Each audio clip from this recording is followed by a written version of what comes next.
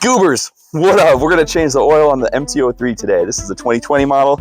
Get yourself some oil. We got like a hex wrench to take off the fairing, so it's like a little small one. Got like 12 millimeter to take care of the drain plug. It's rack. Some people torque it down. Maybe we will today, maybe we won't. And then this cool looking tool to just take off the oil filter. And then just a miscellaneous wrench just in case. You're gonna have to get yourself a nice little oil filter as well. So I just picked this up at the store. It was like 18. You just go on Amazon, it's probably a little cheaper. I'll put a link in the description for that. But let's get started. Start on bolting that fairing. Hey, we got 4 bolts total. This is why I love working on naked bikes. That's it. It's all we have to do to just take this thing off, and it exposes the oil filter and the drain plug.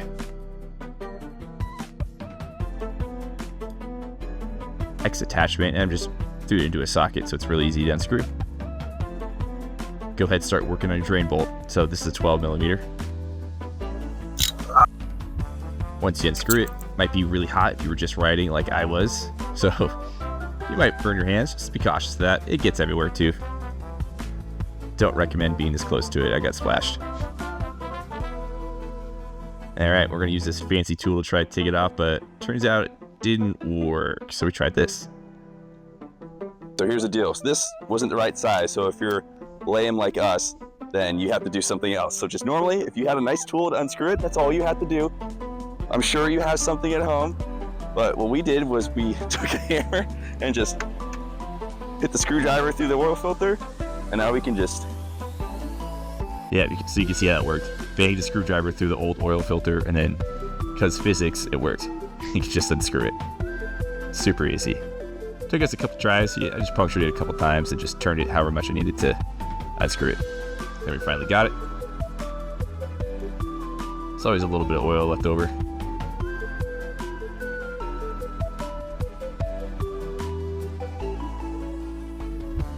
You can wipe it a little clean if you want.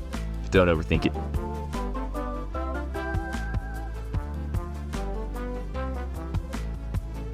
Now we're using that fresh new oil to just help seal that O-ring in. Some people even pour some of that new oil inside the oil filter before putting it in, but I mean, it's about to get new oil, so it's up to you. All right, screwing that bad boy back on. We went with a hand tight method, so just we tightened it and then just tightened it a little bit more. Got really slippery, so I used a rag to help tighten it down.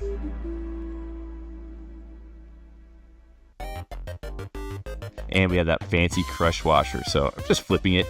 Most people usually change it at every other oil change, but I'm gonna use it one more time. Not too concerned.